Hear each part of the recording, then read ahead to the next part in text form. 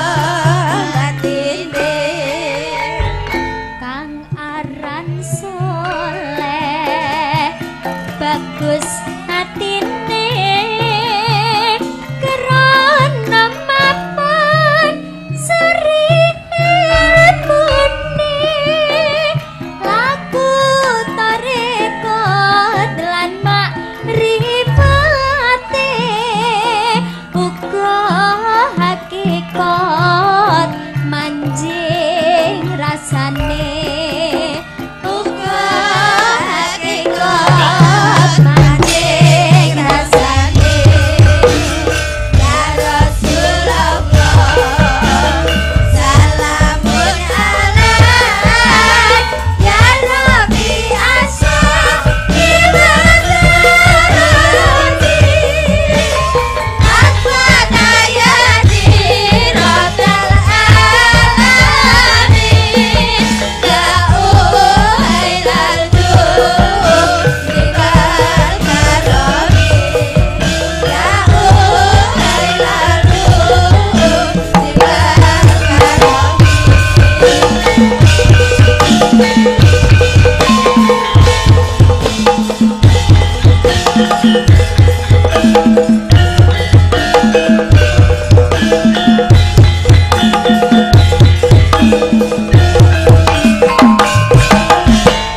Subhanallah walhamdulillah wala ilaha illallah wallahu akbar.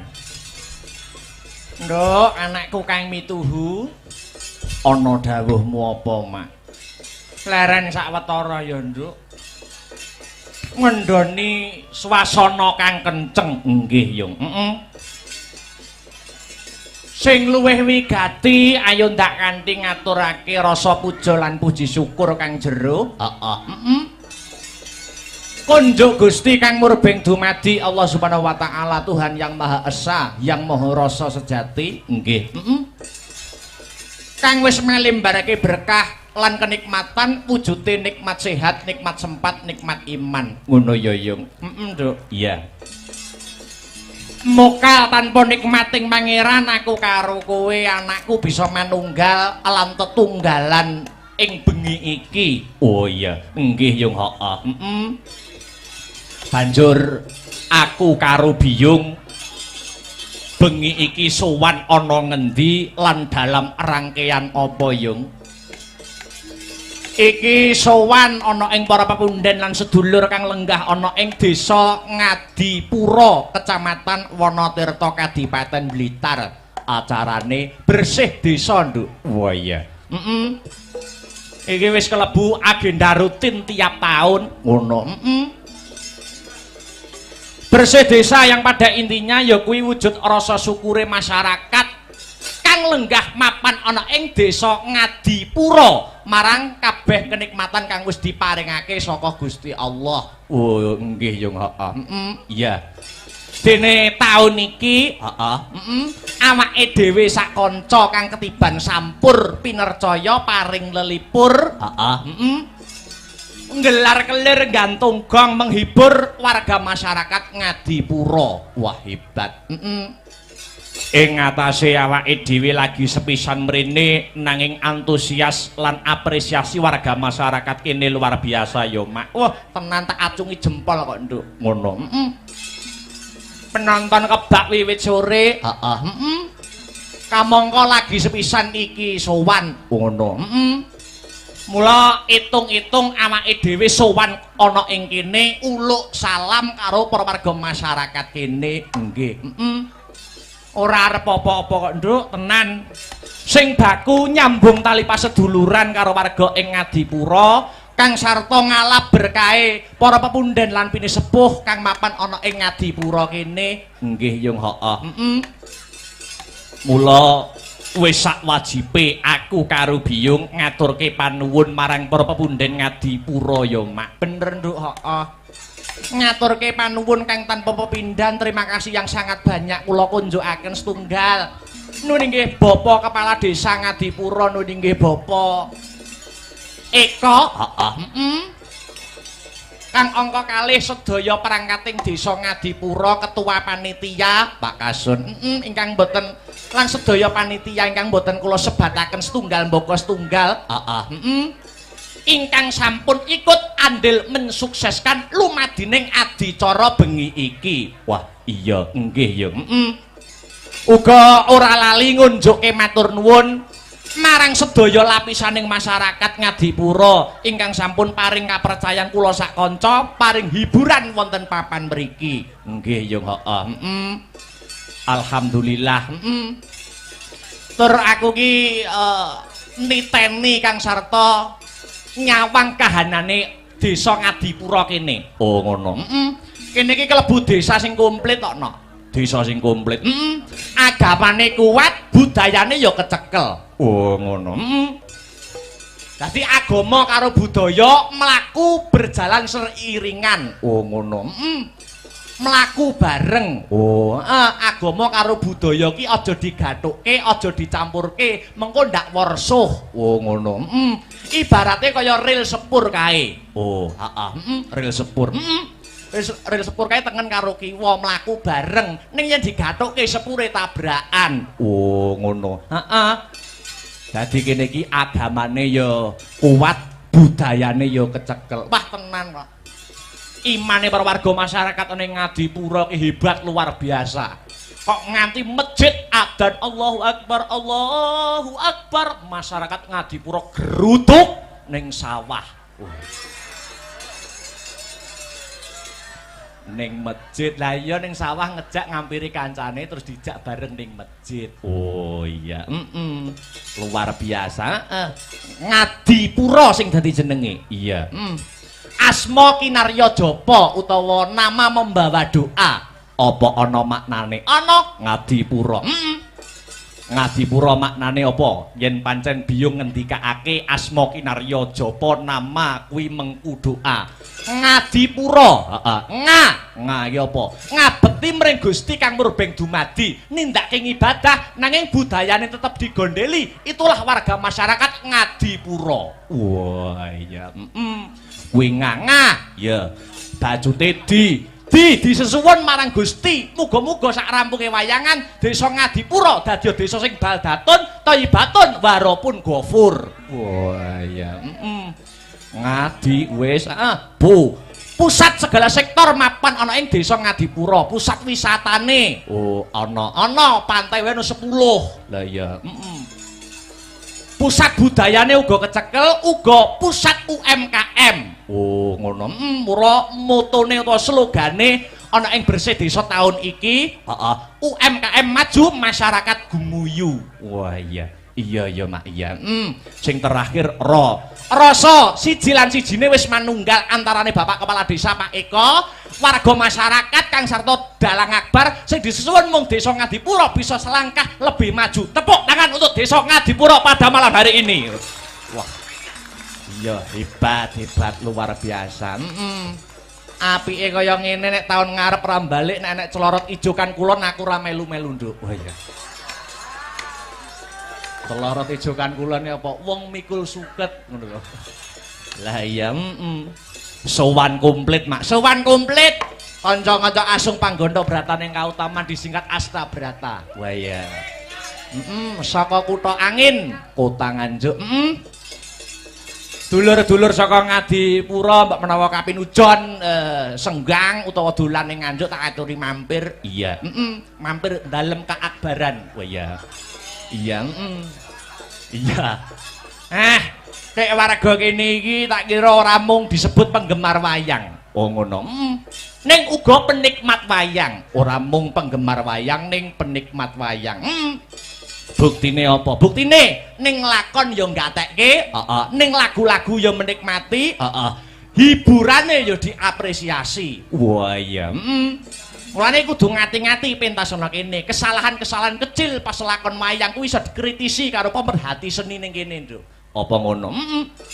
Contone apa? Kesalahan-kesalahan kecil umpamane ning wayangan. Ning wayangan iki umpamane apa? Sing kudu ngati-ati. Umpamane nggur sak sepele sederhana tancepan wayang. Iki kudu ngati-ati. Tancepan wayange piye? Umpamane dalang nggur sak-sake nancepne wayang ngene. Kuwi kok bar iso dikritisi. Oh, nandualang nancep nang wayang deglak kaya ngono. Oh, sing bener piye? Sing bener lha iki nek kae irenge to, Nok. Lah iki dipasne. Lah, dipasne pelek. Lho, pas sikil lho, disawang nak gagah. Oh, ngono. Wah, iya apik-apik. Wayang apa iki? Gatotkaca. Oh, apik iki, Nok. Iya, mereka warga kene nek seneng Gatotkaca iki prada emas asli. Mang juta tak culne iki. Malah tawa wayang. Ya, iya luar biasa. Pasugatan Banyumili. Wah, tenan, Nduk. Kanca-kanca peladen lan panitia khususnya Pak Lurah lek ngerangkul Den Akbar wis kaya dudu karo wong liya. Iya, kamangka lagi sepisan jiki, suguh gupuh lungguh aruh orang nguci wani. Petitik pasugatan wiwit sore Banyumili ya, Mak. Wah, jan dedaharan enak mirasa. Oh iya, Banyumili suguhane dedaharan komplit. Ha iya, kabeh disembadani, kabeh disumbutke. Oh ngono. Bedaharane top, makeme enak. Kekurangane siji nok. Kekurangane apa? Jedinge ora enek lampune. Lah aku akhirnya nggawa HP, tak nggo senter. Lah pas mengo mengisor kaget nok aku. Loh anak lanang ngono. Lah iya. Ya, luar biasa, luar biasa. Alhamdulillah. Kembali ke benang merah. Ya piye, Nduk? Biyo ngarep ndongake apa marang warga masyarakat kang mapan ana ing Ngadipura kang bengi iki ngadani adicara bersih desa. Dongaku ora mandeg kok, Nduk. Dongaku Banyumili ngono. Muga-muga sak rampunge ringgitan kabeh para warga masyarakat Ngadipura pinaringan ayem tentrem, gemah ripah loh jinawi, karta tata raharja, murah sandang kelawan pangan adoh saka bencana alam. Allahumma amin ya rabbal alamin. Jebul kae sing mari beh kenikmatan kang wis diparingake saka Gusti Allah. Oh nggih yo iya. Dene taun iki awake dhewe sak kanca kang ketiban sampur pinercaya paring lelipur nggelar kelir gantung gong menghibur warga masyarakat Ngadipura. Wah hebat. Ing ngatasé awake dhewe lagi sepisan mrene nanging antusias lan apresiasi warga masyarakat kene luar biasa yo, Mak. Wah, tenan tak acungi jempol kok, Nduk. Ngono. Penonton kebak wiwit sore. Kamangka lagi sepisan iki sowan. Ngono. Mula itung-itung awake dhewe sowan ana ing kene uluk salam karo para warga masyarakat kene. Nggih. Ora arep apa-apa kok, Nduk, tenan.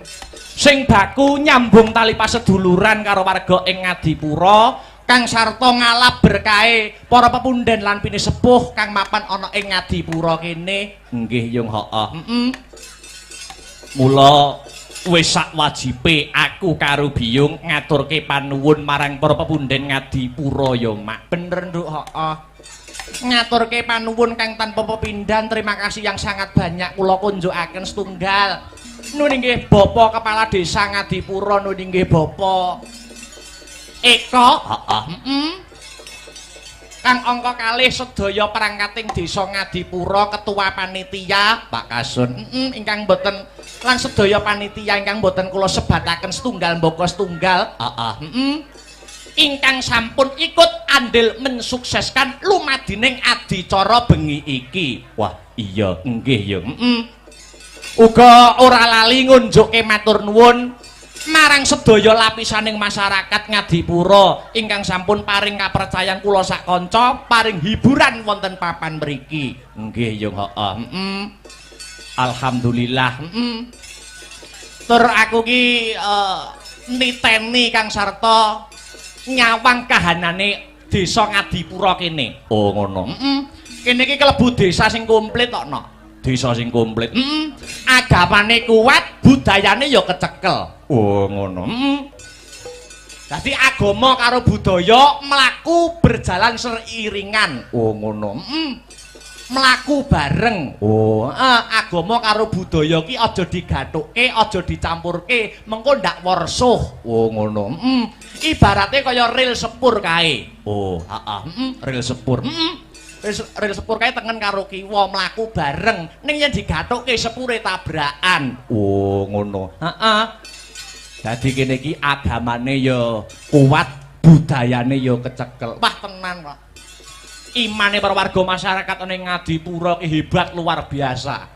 Kok nganti masjid adzan Allahu Akbar, masyarakat Ngadipura geruduk ning sawah. Ning masjid. Lah iya ning sawah ngejak ngampiri kancane terus dijak bareng ning masjid. Oh iya. Luar biasa. Ngadipura sing dadi jenenge. Iya. Asma Kinarya Japa utawa nama membawa doa. Apa ana maknane? Ana Ngadipura. Ngadipura maknane apa? Yen pancen biyung ngendikake asma Kinarya Japa nama kuwi mengku doa. Ngadipura, nga ya apa? Ngabekti mring Gusti kang murbeng dumadi, nindakake ibadah nanging budayane tetep digondeli. Itulah warga masyarakat Ngadipura. Wah iya. Kuwi nga ya. Bajute disesuwun marang Gusti. Muga-muga sak rampunge wayangan desa Ngadipura dadi desa sing baldatun, thayyibatun, warapun ghafur. Wah iya. Ngadi wis Bu. Pusat segala sektor mapan ana ing desa Ngadipura, pusat wisatane. Oh, ana pantai wae 10. Lah iya. Pusat budayane uga kecekel, uga pusat UMKM. Oh, ngono. Mula motone utawa slogane ana ing Bersih Desa tahun iki, UMKM maju, masyarakat gumuyu. Wah iya. Iya ya Mak iya. Sing terakhir rasa siji lan sijine wis manunggal antarane Bapak Kepala Desa Pak Eko, warga masyarakat kang sarta dalang akbar sing disusun mung Desa Ngadipura bisa selangkah lebih maju. Tepuk tangan untuk Desa Ngadipura pada malam hari ini. Wah. Iya hebat luar biasa. Apike kaya ngene nek taun ngarep ra balik nek celorot ijo kan kulon aku ra melu-melu nduk. Wah iya. Celorot ijo kan kulon apa wong mikul suket ngono lho. Lah iya sowan komplit Mak, sowan komplit. Kanca-kanca asung panggondo brataning kautaman disingkat Astabrata. Wah iya. Saka kutha angin, kota Nganjuk. Dulur-dulur saka Ngadipura mbak menawa kapinujon senggang utawa dolan ning Nganjuk tak aturi mampir. Iya. Mampir dalem keakbaran. Wah iya. Iya, iya. Kayak warga kene iki tak kira ora mung disebut penggemar wayang. Oh ngono. Ning uga penikmat wayang. Ora mung penggemar wayang ning penikmat wayang. Buktine apa? Buktine ning lakon ya nggatekke, ning lagu-lagu ya menikmati, hiburane ya diapresiasi. Wah iya.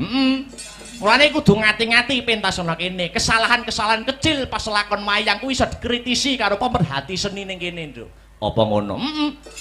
Contone apa? Kesalahan-kesalahan kecil umpamane ning wayangan. Ning wayangan iki umpamane apa? Sing kudu ngati-ati. Umpamane nggur sak sepele sederhana tancepan wayang. Iki kudu ngati-ati. Tancepan wayang iki piye? Umpamane dalang nggur sak-sake nancepne wayang ngene. Kuwi kok bari iso dikritisi. Oh, nandualang nancep nang wayang deglak kaya ngono. Oh, sing bener piye? Sing bener lha iki nek kain irenge to, Nok. Lah iki dipasne. Lah, dipasne pelek. Lho, pas sikil lho, disawang nak gagah. Oh, ngono. Wah, iya apik-apik. Wayang apa iki? Gatotkaca. Oh, apik iki, Nok. Oh iya, mereka warga kene nek seneng Gatotkaca iki prada emas asli. Mang juta tak culne iki. Malah tawa wayang. Ya, iya luar biasa. Pasugatan Banyumili. Wah, tenan, Nduk. Kanca-kanca peladen lan panitia khususnya Pak Lurah lek ngerangkul Den Akbar wis kaya dudu karo wong liya. Iya. Kamangka lagi sepisan jiki, suguh gupuh lungguh aruh orang nguci wani. Petitik pasugatan wiwit sore Banyumili ya, Mak. Wah, jan dedaharan enak mirasa. Oh iya, Banyumili suguhane dedaharan komplit. Ha iya, kabeh disembadani, kabeh disumbutke. Oh ngono. Dedaharane top, makeme enak. Kekurangane siji, Nok. Kekurangane apa? Jedinge ora enek lampune.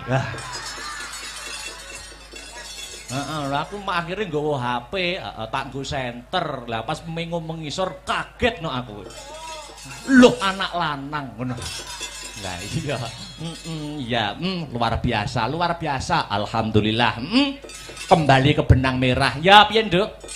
Biyo ngarep ndongake apa marang warga masyarakat kang mapan ana ing Ngadipura kang bengi iki ngadani adicara bersih desa. Dongaku ora mandhek kok, Nduk, dongaku banyu mili ngono.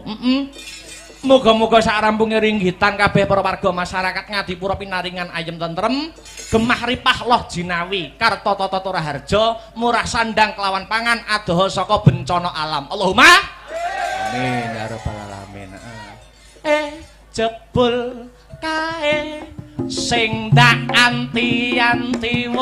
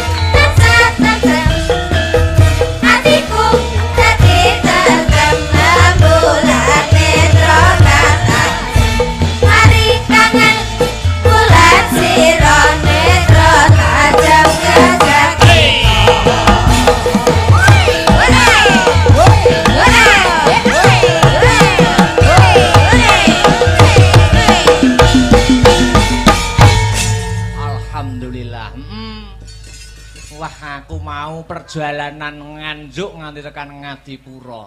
Piye? Wah, dalane nok. Wah ya, aku ki turu ki sing gugah ki dalan. Oh ya. Harataya munggah neh. Harataya munggah neh. Weh ngantek-entek Jokoku kon munggah terus kok. Iya. Iya. Lah iya. Wayangan malam ini juga disiarkan langsung lumantar channel YouTube Astabrata Media. Wah iya. Dadi sing ora bisa kepareng rawuh ana lokasi bisa memantau lumantar channel YouTube Astabrata Media kang sarta ngeloni HP-ne dhewe-dhewe. Wah iya. Dipantau wong sak donya. Iya. Ternyatane penikmat wayang kuwi majemuk.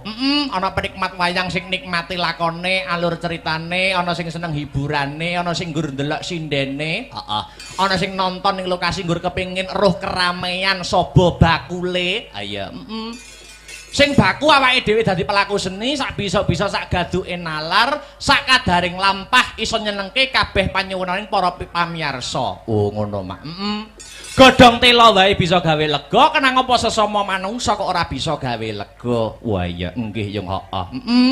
Ternyatane acara wayangan kaya bengi iki sing diuntungkan ora ngempungake pelaku senine ning para bakul-bakul sing ikut mengais rejeki kae ya melu diuntungkan dengan adanya pagelaran wayang. Bener Nduk, heeh. Iya. Kena kanggo sarana membangkitkan UMKM khususnya UMKM masyarakat Desa Ngadipura. Oh ngono mak. Kaya slogan sing tak aturke mau ngarep ya kuwi UMKM maju masyarakat gumuyu. Amin ya rabbal alamin.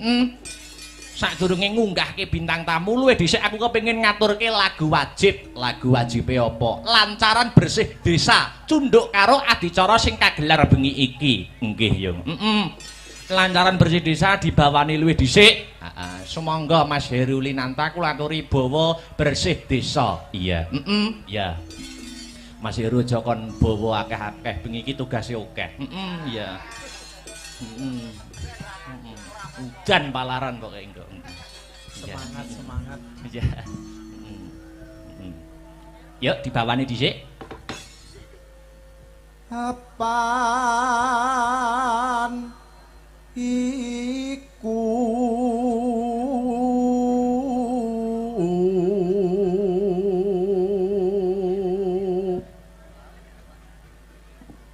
dadi kewajiban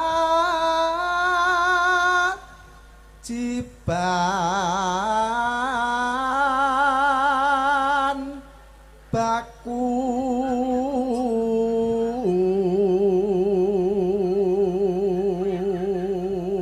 season hiburan ana ing wayangan kuwi ping 2, heeh. Limbukan karo gara-gara. Nek limbukan wayange cangik limbuk wis biasa. Biasa, lumrah diganti-ganti no. Ayo. Diganti sapa? Pak Dalang.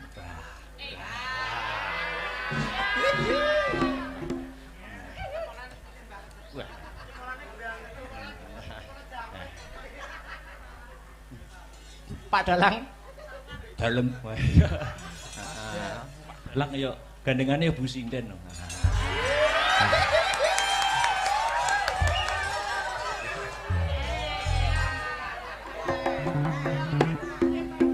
Lanjut. Sok warga iki. Yo. Yo lanjut. Ayo bersih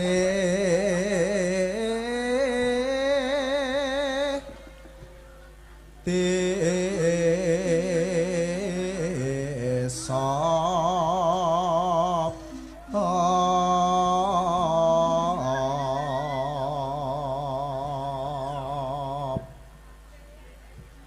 murih adoh sukar sakit.